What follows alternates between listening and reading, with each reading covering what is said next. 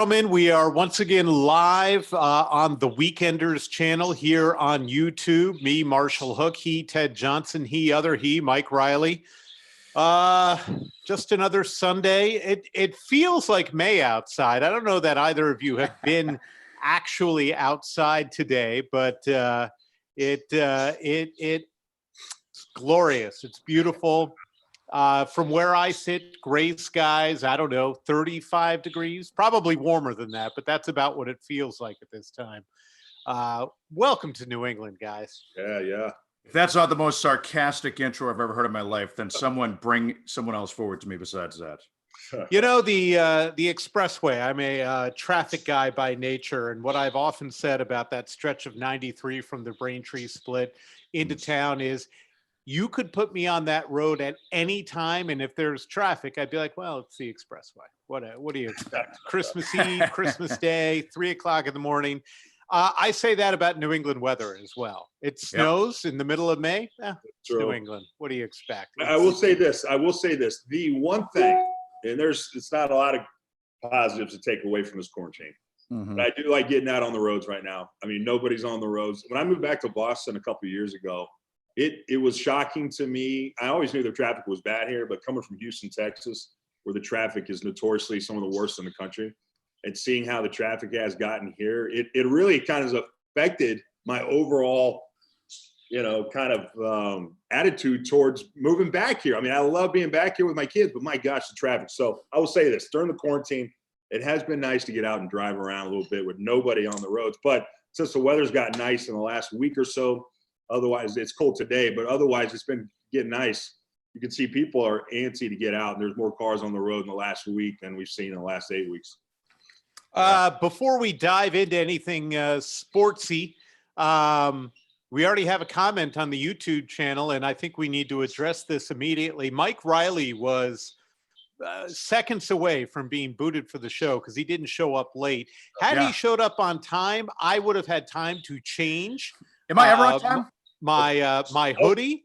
The fact that that Mike Riley and I are both wearing a Kowloon hoodie. On the one hand, love the Kowloon. Yes. Love Andy.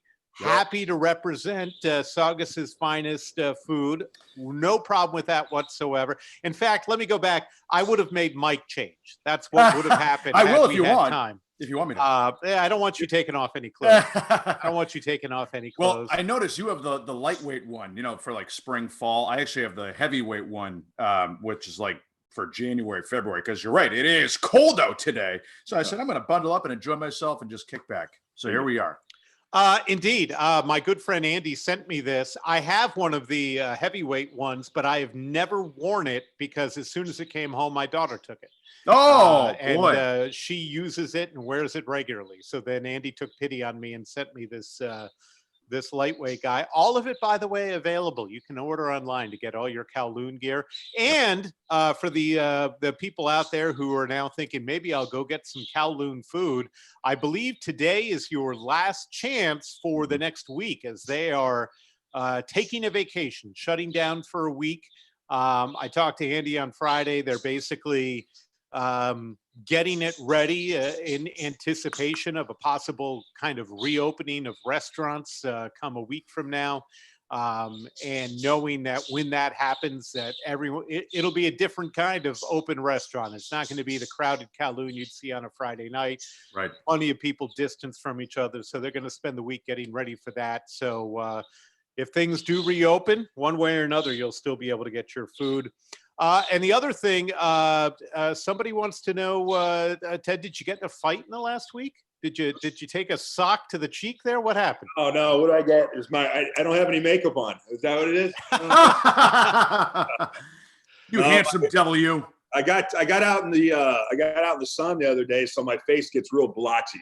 That's what that is. So it looks like I got bright spots. It's because I got sun recently and my skin unfortunately gets real blotchy. So that's it. No fighting for me. I'm a lover. I would, it would be another opportunity for you to spin a tale of Ted Johnson where you're out there on the mean streets of Quincy standing up for somebody.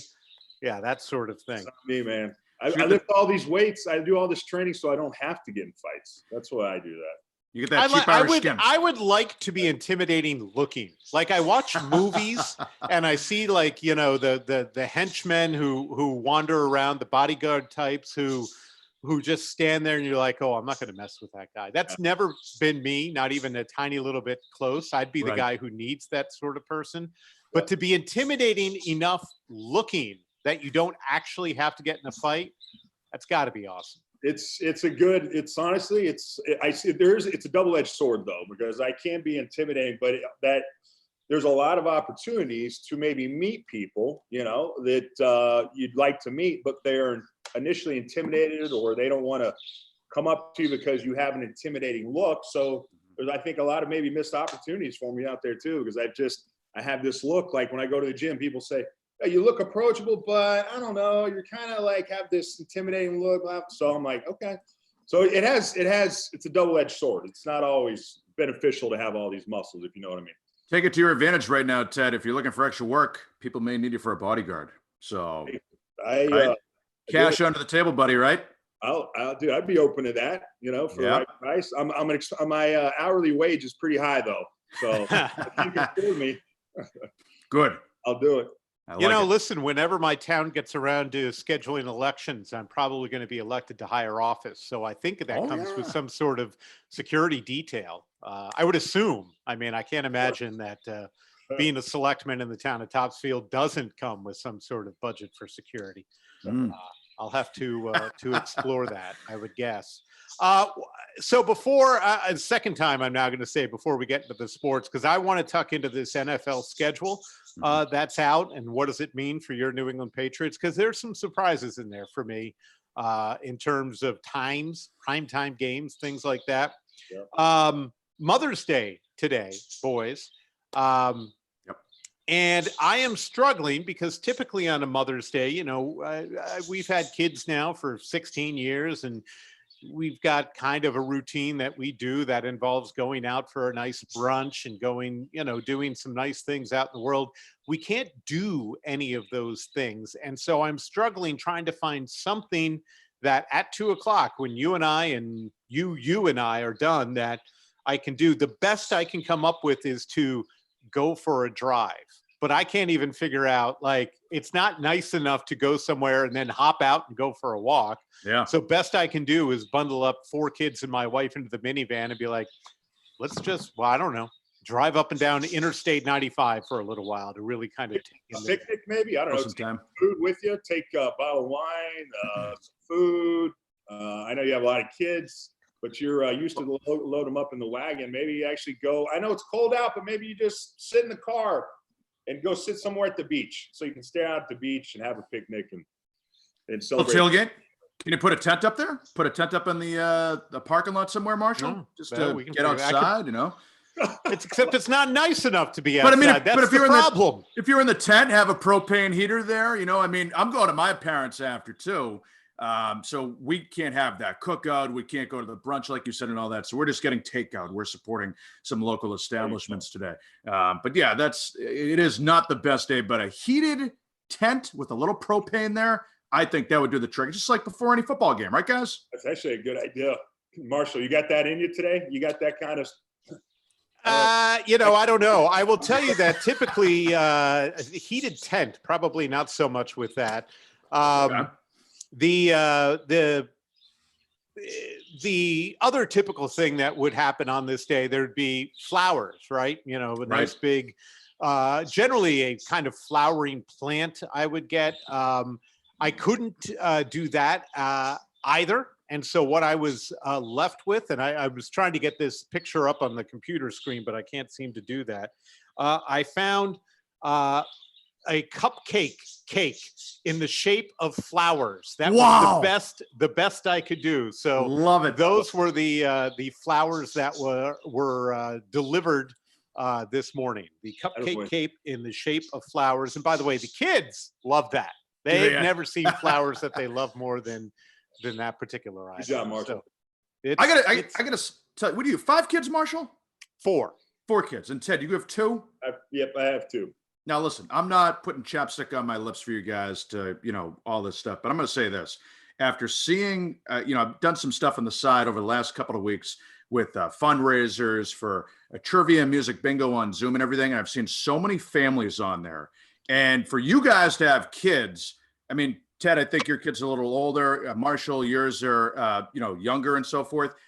For parents, I give you guys so much credit right now, having kids home, dealing with this over the last 6 weeks, where you're probably going bananas right now. It is like unbelievable how much time that they give to their kids and everything. Obviously, that with schooling and, keeping an eye on them and everything. But right now, when you're contained in one little spot like that, I don't know how you do it. I can't fathom it. So I give you guys all the credit in the world.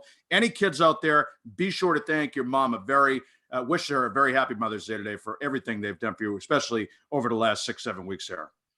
I was actually telling Ted while we were waiting for you to show up, Mike, that this morning was one of the rougher mornings in the Hook household. Oh boy. So obviously a lot of electronic use, a lot of time in front of the computer and using the internet. And there's a level to which I've kind of just come to terms with the fact that that's part of this, because there's only so much, there are only so many walks we can take this dog on. And there's only so many times, particularly with the weather refusing to get and stay nice. Right. It's like, what else am I going to make them do? So I've given in a little bit, but yesterday they were on stuff like literally the entire day. Yeah. And I kind of said, well, that's not good. I mean, that's like we should have found something else to do, but we were both doing our own thing as well. And so this morning, the family takes in a mass on Sunday mornings on the TV. It's live streamed, and they just couldn't sit still and behave. And I'm like, yeah, come on, we're asking for 1 hour. And so I did that parent thing. I unplugged the internet. And holy wow. it did not go over well. End of the world, huh? Oh my gosh. There were meltdowns and it didn't go well. One of the kids wasn't speaking to me anymore. And I'm like, as I told Ted, I'm like, I can do this. You want to do this? We can do this. The computer got unplugged. It got moved to it. I'm like, I can just leave this. It's now nothing. Basically it's sitting there on the table. It has no purpose. You want to keep going? Yeah. Things have simmered down. Good. Everyone's been briefed that at 2:00 we're leaving this house. So I think to your point, Mike, it can get, it can be difficult. Yeah. A lot of it is just everyone trying to get through from one end to the other. Yeah. And then there are times when it boils over a little bit. No, I still think I would rather do that than to be alone, though. Like I feel in a lot of ways that's got to be harder. Yeah, I mean, you're talking to one right here. I mean, there are pros and cons to it. Thankfully, I get to see my parents at least once a week just to check up on them, and they're right down the street, which is good. But you want to play by the rules of the social distancing and so forth. And my brother and his son, and his wife, they're right around the corner as well. So it's nice to see them a little bit, but you don't want to, get as close as contact to them as you're not supposed to. But it's just, it's the world we live in right now. We're just playing by the rules. That's all we can do. Ted, are you a golfer? I love golf. Love golf. All right. I'm not very good, but I used to be, when I played football, I played 40 rounds a year. That was what I like to do. I'd go work out and then go play golf in the afternoon. I don't play nearly as much golf as I want to, but I love the game. Wish I was a lot better at it than I am, but absolutely love it. Been to the Masters a couple of times. Went in '98 when Mark O'Meara won it, and then the year after Tiger won it, his first one, and then I got to see Phil Mickelson win his first green jacket in 2004. So I'm a big fan of the game. Love it. So I'm glad that the courses are open for people to go out there and play right now. That's fun. When do you think you'll try to get out there? Yeah, I'll get out there probably this week if I can. I'll get out there this week and go out there and play. I really need practice time and range time, which the range practice ranges are not open right now, so that's unfortunate. But I'll get out there. I looked at the extended forecast. It's supposed to be in the high 50s, partly cloudy, so it looks like it's golfable weather. So I'm gonna try and get out there this week if I can, you guys. I golf maybe once a year. I think that's about it, and I don't golf well. Which I think was to the eternal shame of my father, who was an avid golfer his whole life. But I mean, on this whole notion of the golf courses opening up, I had no problem with it in of itself, like the theory behind it, and with the restrictions in place, I was completely fine with the notion. My only problem was kind of the ferocity with which the people who were upset that it wasn't open were kind of going after it, and this whole idea that this is really not the most important thing going on in right now. And maybe you're making a good argument that it could be open, but maybe your focus on that, or the insistence that the governor focus on that, is misplaced. And so it almost had a reverse effect on me, where I'm like, you know what, leave them closed. If these people are this crazy about getting them open and it's the only thing they can focus on, leave them closed. But that's why I'm not the governor, because that's the decision I would have made just out of spite. So it's probably better I'm not put into that position. I was surprised a little bit, because I talked to some golfers, and they were kind of teed up to get this thing, done and pushed through. So there were a lot of strong voices. I didn't realize that the lobbyists for golf was so strong, and there were so many people supporting the game of golf in this area. So I'm always kind of bummed that there's not a bigger, more marquee event, golf tournament here in this region, more than there is. But yeah, so there's strong voices, and it's I mean, you can hear arguments on both sides. My feeling is, at the end of the day, it just feels like a sport that you can play. I know it's non-essential, but does it feel like it's a game you can play and be safe from maybe getting this or giving it to someone else, the coronavirus? I feel like it's a game that you can do. So you're right. The governor probably he has a lot more, harder things that he has to deal with than maybe opening golf courses. But there was a strong contingent of golfers that I think really made it difficult for him to kind of ignore it anymore. So he finally pulled the trigger and allowed people to play golf. And Marshall, I believe Massachusetts was one of the last states to open up the golf. It was courses, either right? the last or second to last or something like that. Yeah. Yeah. Plus sandwiched between Rhode Island and New Hampshire, who opened it fairly earlier, and Maine over the last couple of weeks. So like a lot of growing pressure. I'll tell you though, I'm a social member at a club in Needham, and I got the whole list of what we have to do and everything. The tee times are sold out. Couldn't even get one for the whole weekend. Not that it's a good day to play golf anyways yesterday. Today's a little cooler, but just so many rules and regulations. And that's the beauty of it, though. Like you said, you could be on one side of the fairway and your partner could be on the other side, where it's not that, so close on top of each other. And at the tee box, you're not on top of each other like you're playing defense, like you're in the paint for basketball. You're right. You're a good distance away, and it's perfect to get people outside and keep the sanity level there. It's good. Yeah. Well, it's going to be similar to when the hair cutteries of the world actually open up again. You're not going to be able to get in there for a month. I know. Yeah. It's going to be out the door. You probably want to start booking now if available. Seriously, I need a haircut so bad. Oh my gosh. I don't have enough product to put in my hair to keep it looking the way I want, man. You and me both. I'm at this point using two different kinds of hair product, and it's still it won't stay back. It won't stay back. It's you see, Mike, maybe this will be your problem again sometime. In the future. Well, Dr. DeStefano, but Bro Cream, put Bro Cream on there. It's great. I'm just going to put like Vaseline in there. That'll Vaseline. Crisco. Get some Crisco and just lop it in there. And I've Marshall. a couple days tried and said, well, what happens if I don't put anything in there? Yeah. And then it just becomes like static electricity, and it just so that doesn't work. But Like I you're in mean, the Jackson again, 5. there's a lot in here, and it's still falling apart at this point. I'm gonna use the headphones as like a hairband to try to keep it back. All right. So the NFL schedule, boys. Yep. It comes out, the NFL, bless their hearts, moving forward with the notion that everything's going to get off on time and on schedule. I don't know that I believe that necessarily, but let's go ahead and for a moment pretend that they actually do begin a regular season on Sunday, September 13th. I've looked at this schedule. Everyone's looked at this schedule. I'm less interested in trying to play they win this game, they lose this game, because I don't think we can do, like, we don't know. There's so every year there's 2 or 3 teams that were supposed to be really good that aren't.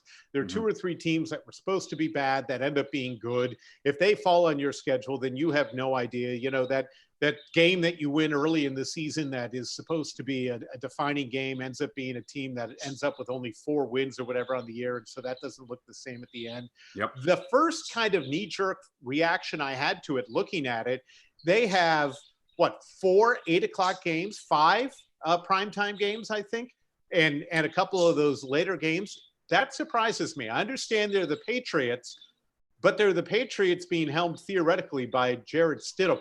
And that to me makes it a little more surprising that they're ready to put them into the prime time as much as they are. Don't you guys think 5 primetime games, 5. Yeah. Yeah. Don't you think that's a big? I see it almost as a win-win for the NFL to put the Patriots in prime time. I really do. I think it's a fascinating story.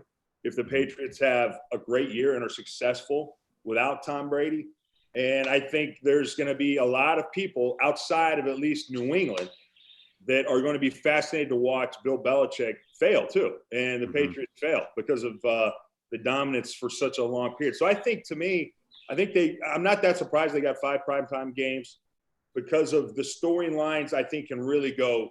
They're win, they're fascinating. Lose, they're fascinating. But I think more than anything, I think it's also an influence of Robert Kraft. Robert Kraft is on the committee for television for the NFL. He has massive pull. So it's the combination, I think, of Robert Kraft's influence over the TV schedule, and then also, also the fact that I just think a lot of people want to see the Patriots fail. I really do. I think a lot of people are just kind of waiting for the shoe to drop, and so that's also compelling theater too, is to see. I think maybe the Patriots and Bill Belichick fail. I got a lot of thoughts on this schedule. I thought, considering who they were, we know they're playing tough teams, but how the NFL schedule makers kind of chopped it up and made it, I think, about as easy as they could for the Patriots, just how they laid the whole schedule out. They gave him a softball there with the Chargers and then the Rams. They'll stay in LA for that 3-day stretch there.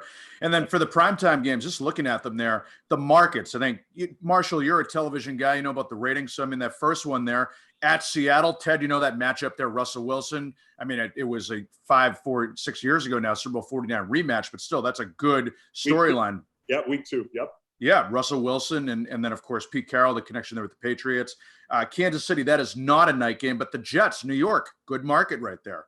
That's a Monday night game. Baltimore, that's a Sunday night game here at Gillette.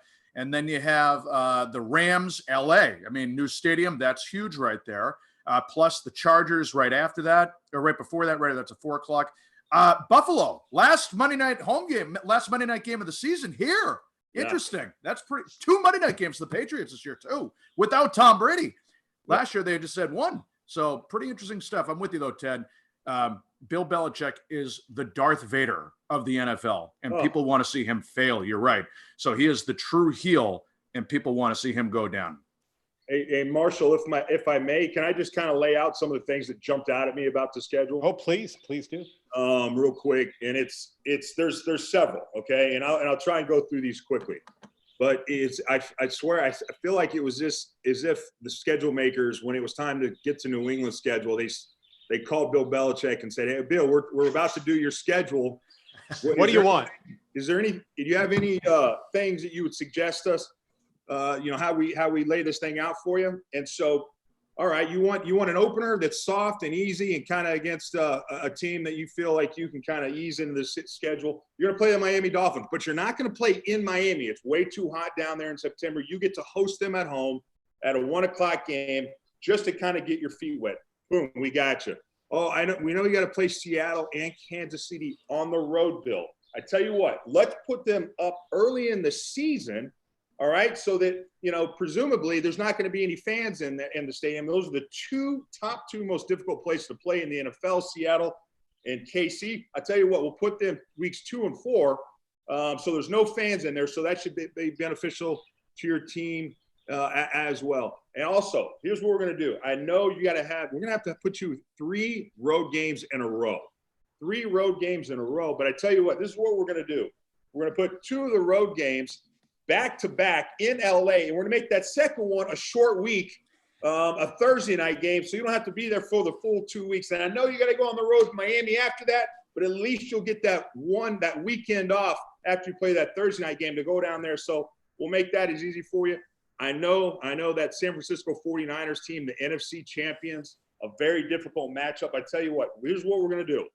We're going to have you play those guys right after the bye weekend. So you have 2 weeks to prepare for Jimmy Garoppolo. So that should benefit you in a big, big way. Oh, I'm not done. You're going to play 3 West Coast teams, at least 3 teams from the West, all right, out West that you're going to have to play. And we're going to put them at the 1 o'clock time slot when you host them in Gillette, because it's so much harder going from the West to the East and having to play at 1 o'clock. Does that sound good, Bill? Oh, another thing we're going to do, we're also going to make your last 2 home games against Cupcakes at home, so you can build a little momentum into this, into the playoffs, like you did 2 years ago when you built that momentum against those Cupcakes, Buffalo in New York, just like we're going to do this year. So you get some momentum going into the playoffs. So to me, I mean, they set it up, I think, for the Patriots about as well as they could, considering it's a difficult schedule, the teams they play, but how they broke it up, you guys, to me,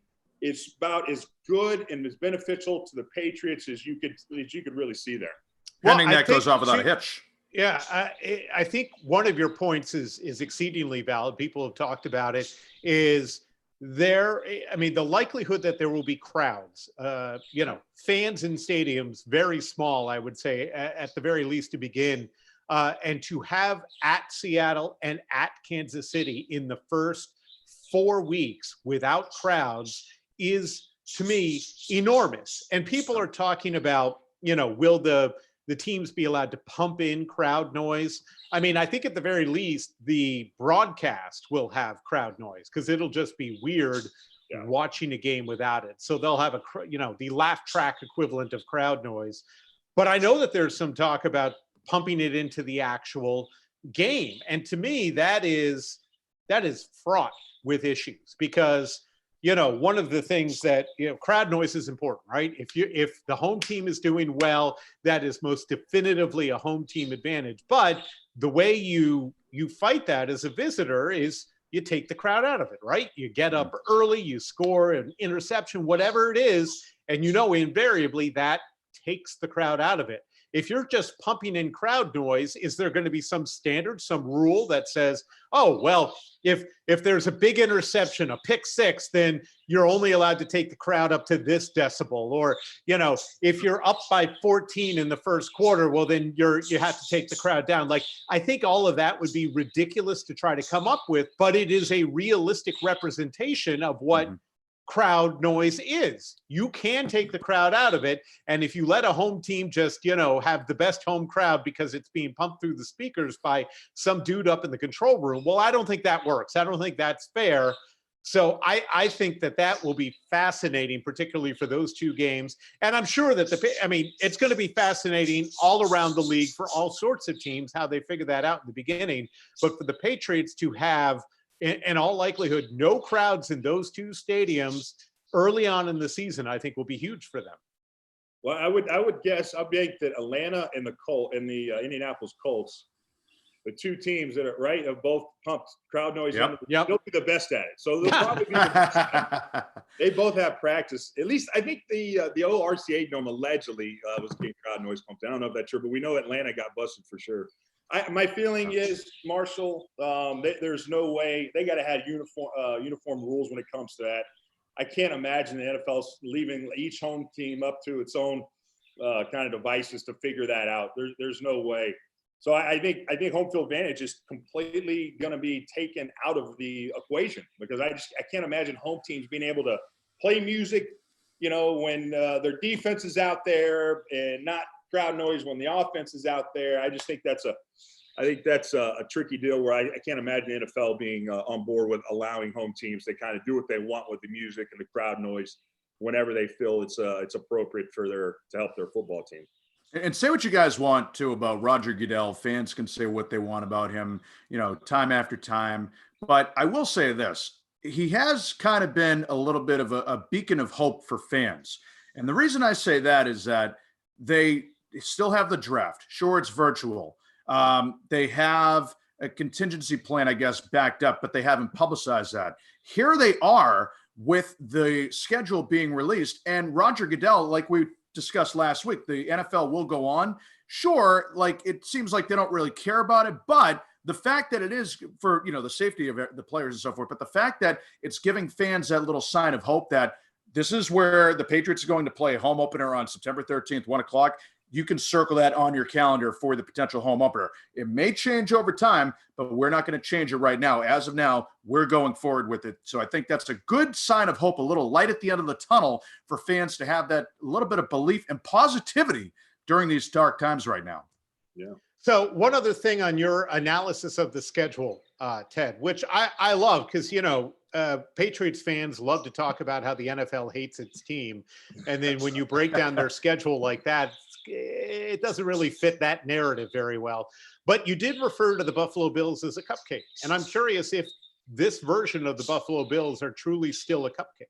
Yeah, that might have been overstating a little bit because I think the Buffalo Bills, you gotta respect what they're doing. You really do. So they have an excellent team they put together. That defense, they have some young studs at every level, secondary, and Edmonds at the linebacker, and then at the D line, they are damn good for sure. And so, and I like what they've done on offense too. They have really good wide receivers, and so look, I think that's going to a team to be reckoned with. And I will say this about the Patriots. All right. The Buffalo Bills went toe to toe with them at their place for the first time in a long time.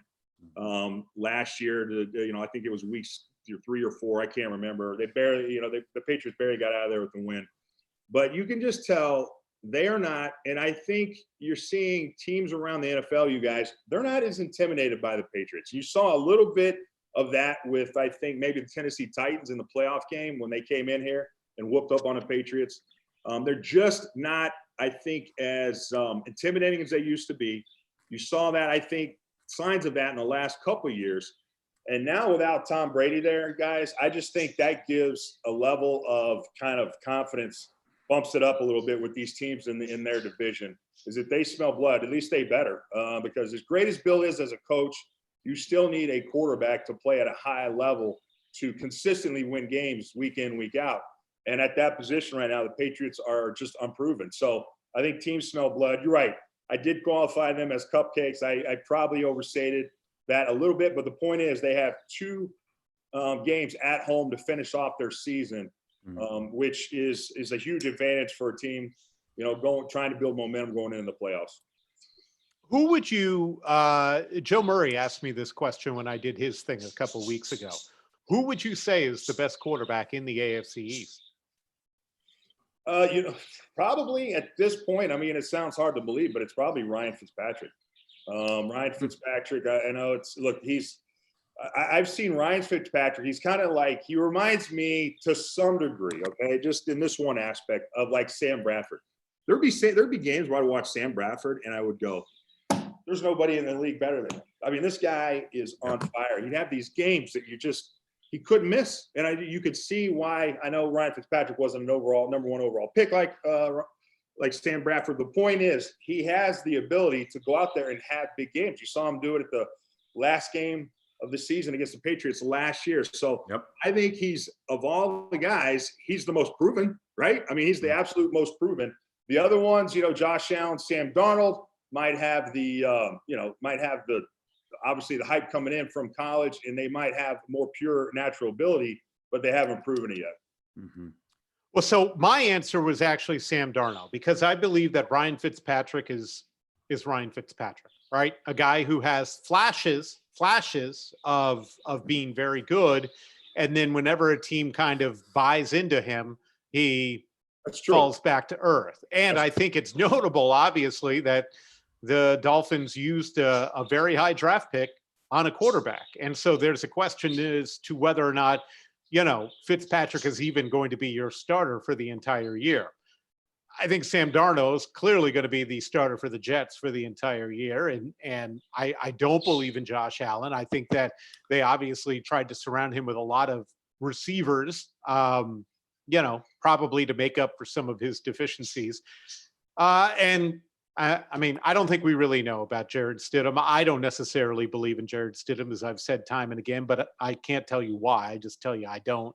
So I only bring this up because when you talked about the cupcakes, the Jets were one of the cupcakes as well.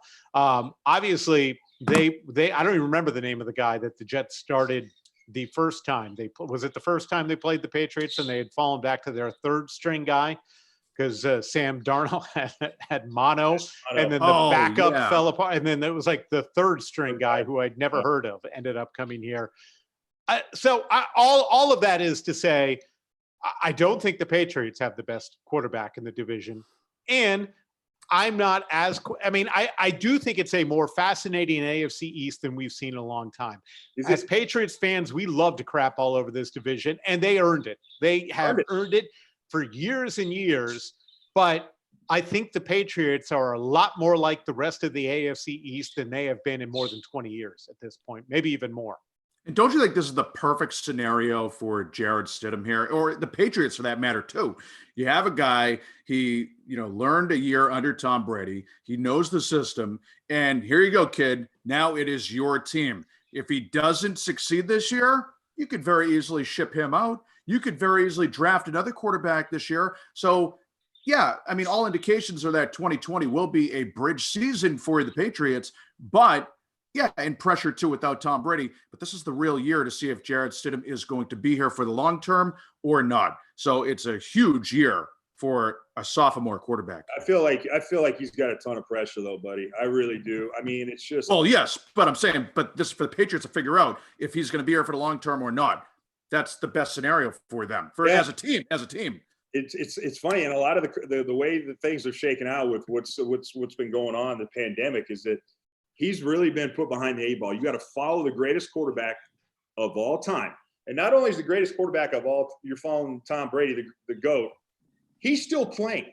He's still playing he's going to be playing for the Tampa Bay Buccaneers. So every single week, what are we going to do? We're going to compare and contrast. We're going to look at Jared Stidham's stats versus Tom Brady's stats. Now, those stats might not mean nothing if, the Patriots are still winning and Tampa isn't. But the point is, he's going to be trying to live up to what Tom did here while Tom is still playing. And if things don't go well early in the season, those 2 games against Seattle and Kansas City, weeks 2 and 4, if they come out of those first 4 games, guys, and they're 1-3, it's going to be a lot of pressure, and it's not going to be a good look. And do not forget, people seem to forget this.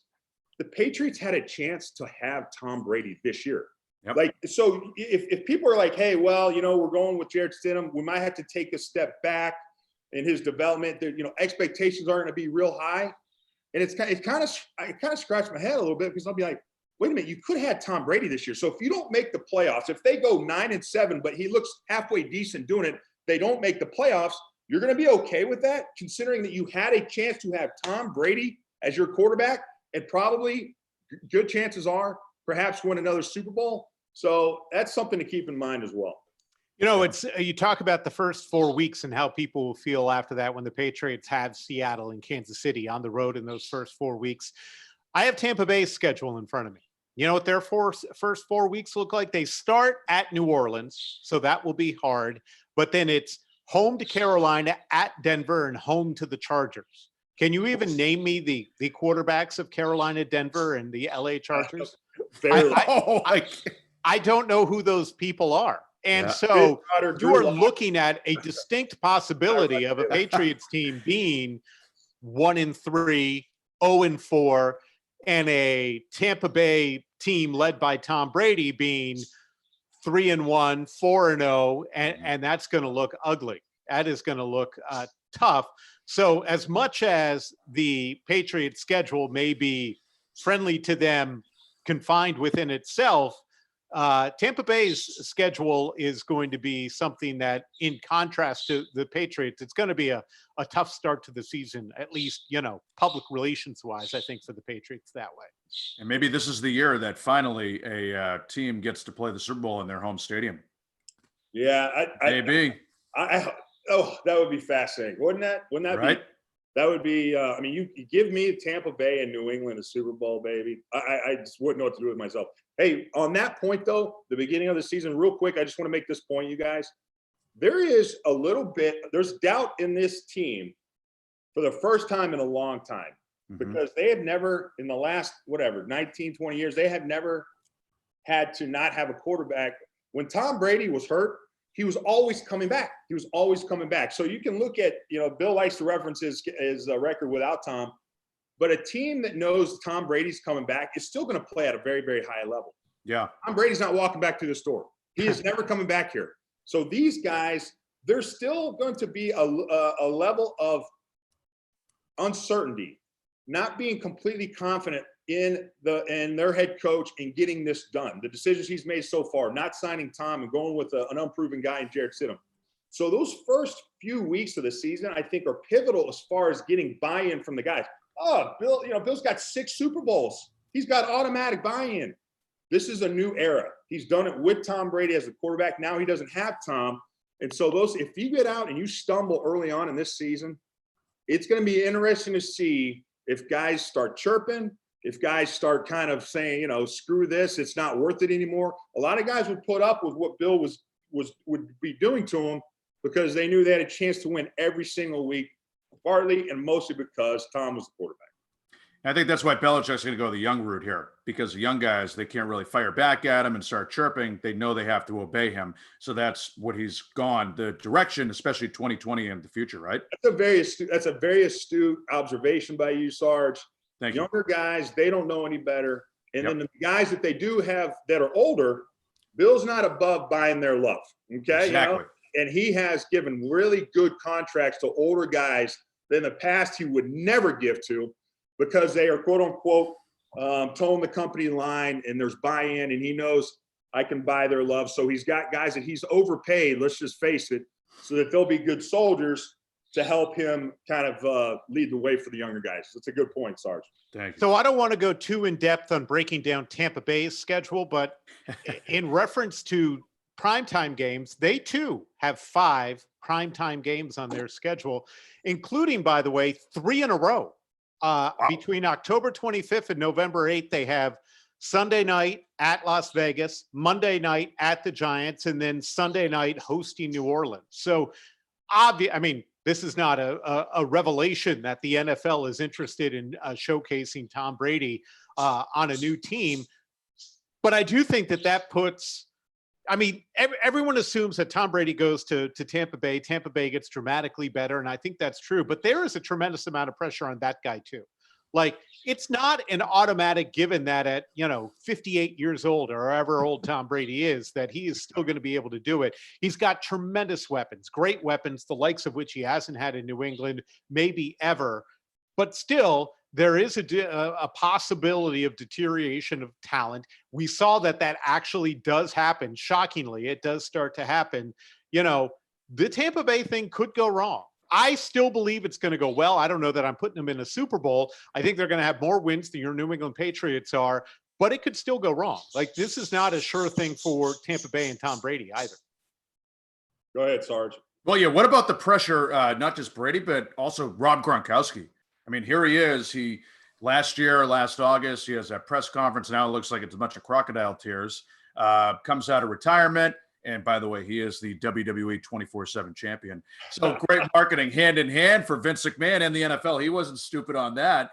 But the bottom line here is that he's got a lot of pressure on him too, where he said he was done, screwed the Patriots up last year. Sure, he gets to play with his partner in crime, Tom Brady, again.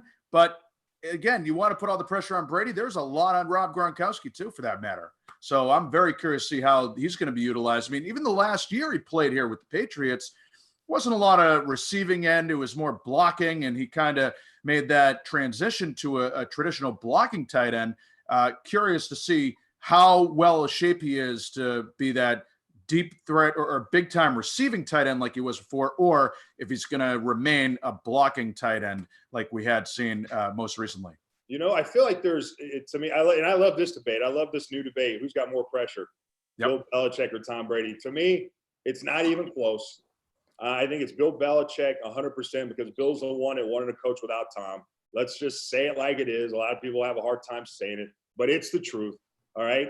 And so for that reason alone, I think Tom's going to be given some leniency, because ultimately it wasn't his decision to leave. Oh, but Ted, they offered him a contract. Yeah, if you know the details of how that contract negotiation went down, it wasn't much of a negotiation. And it was really a half-hearted effort for the Patriots to really keep the greatest player in their franchise's history to at least for this year. So to me, Tom's playing with house money in that regard. And plus, there hasn't been an off season for him like there typically would. So he hasn't been able to work with his guys. So I think he's going to get the benefit of the doubt from that point as well, unless he just goes out there and completely and utterly fails and falls on his face. It doesn't. Well, but even if that happens, he's got the out that he's old. Yeah. Right? Like Yeah. Bill Belichick doesn't have that out. He's old, but that doesn't matter in coaching. Tom Brady, I mean, it doesn't do a lot for the TB12 method, but he can. The argument can be made. I don't think he'll be the one who makes it, but the argument can be made. You know what? He fought off time as long as he could, and at some point that just it caught up with them, and it's a shame. And then the debate would be, well, Tom Brady in his prime playing somewhere else, what would that have looked at? Before we get to our whatever it's called, 10 questions with Riley, a comment from the comment section there. Tampa Bay, is Tom Brady already on the Mount Rushmore of Tampa sports? That's a great question. Probably. I mean, he may never even have to play a game, and making the Tampa Bay Buccaneers relevant is probably as big an accomplishment as most Tampa Bay sport athletes. I'm not sure who else would be on that list. Martin St. Louis, maybe. What was the quarterback? Rob Johnson, was he the quarterback when they won their Super Bowl? That's right. Doug Williams, also Vinny Testaverde. I'm not sure who else would be on Wasn't that. Steve Young on that roster many years ago before Was he? Francisco? I put Mike Allstott. He should be up there. He was good at Tampa. Mike Allstott.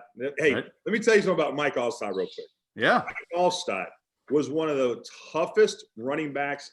I always forget his name because I only played him once every 4 years. But Mike Allstott, phenomenal running back. Blocking, not so much, but as a runner, unbelievable power runner with a lean. It was so hard to get him down. But yeah. But you might be right. Tom Brady might be on the Mount Rushmore of Tampa Bay athletes. I don't know. I don't Carl know. Crawford, he could go Carl up there. Crawford, sure. Yeah. There you go. Yeah. All right, Michael, what do you got? All right, Riley round. Here we go. Now, age-old debate. I got to ask you guys: are you okay with ketchup on a hot dog? Go ahead. Oh, Well, I'm going to answer this definitively that I'm not okay with ketchup on anything ever. Ketchup Really? to me is the devil's juice. I wanted to raise my kids in a ketchup-free household. I lost at that.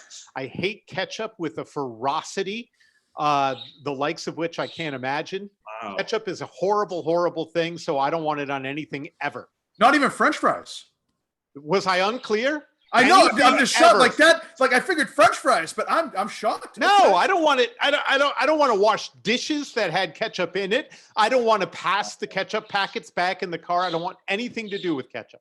Okay, Ted. Of the major condiments that we know about, ketchup's easily far and away my favorite. It just is. I couldn't disagree with Marshall more.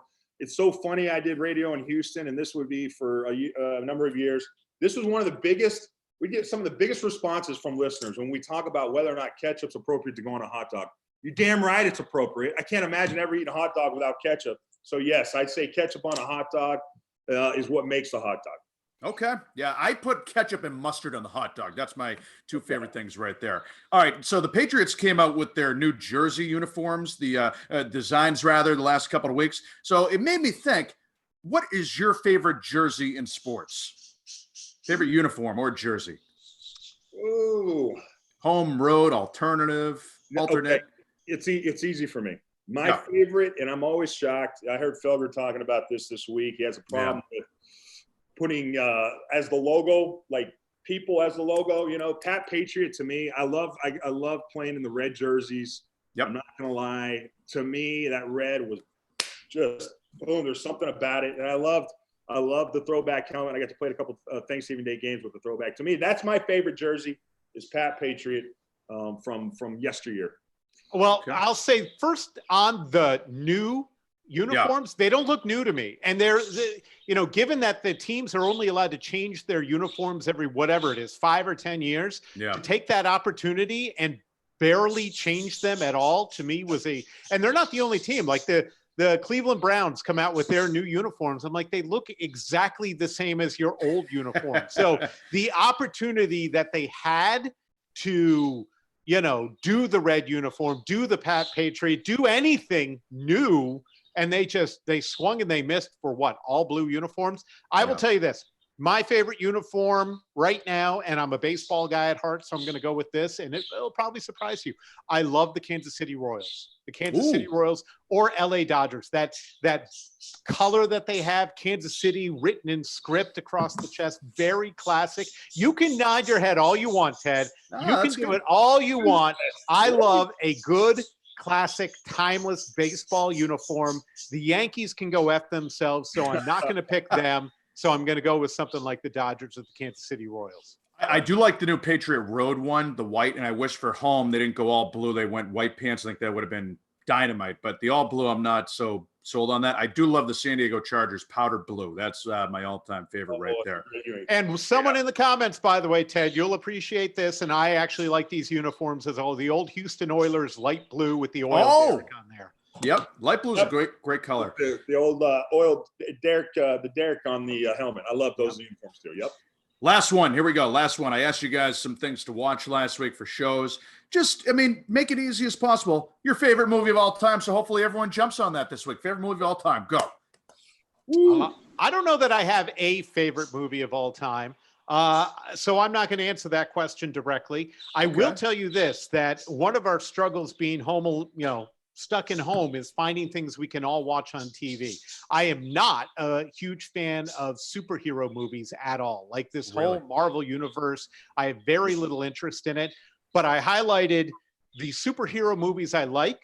Christopher Reeve as Superman. Okay. The Christian Bale Batman movies. Yep. The Iron Man movies, and Greatest American Hero, the TV show. And so this week we, as it turns out, I found out, and I didn't really realize that my kids had never seen the Christian Bale Batmans. So we're going through that trilogy now. So I'll go with that. Okay. Right. That's one of my favorite questions. I have three that are my favorite. That's probably not fair, but my favorite movie, 1986, Top Gun. I love Top Gun. I wanted to become a fighter pilot after that movie, but I am 100% deaf in my left ear, so I found out I can't fly planes. So I wasn't ever going to become the fighter pilot, but Top Gun. And then Shawshank Redemption. Oh, great one. That movie, man. He crawled through 50 yards of crap to get his freedom. God bless Andy Dufresne. And then my other movie, and a lot of people don't put this as the number one, but I think it's the number one grossing movie of all time, and that is Avatar. I love the movie Avatar. So I think that movie grossed more money than any other movie ever has in the history of movie making. I think the Avengers finally passed it by, Oh, but did it they? was there for a while. I think. I'm not 100% top sure. three. Top three Yeah. favorite. I'll make it easy. Goodfellas. You've never seen it? Go watch it. Unbelievable movie. Oh, love it. Yep. All right, There you boys, go. that wraps it up for another week of doing what I do. You can now go out. The sun is out, so it's probably up to like 42 degrees out there. Head on out. Enjoy the outside. Coming up after us, it's Murray, McCarthy, and O'Brien. So like the video, subscribe to the Weekenders. We'll be back here again next week. I'll put out the schedule on Twitter at some point, let everyone know. Boys, keep thinking about things to talk about next week, and don't get into trouble in the meanwhile. We'll Thanks, do it. Marshall. Thanks, Ted. See y'all. You guys. Take care. See you, fellas.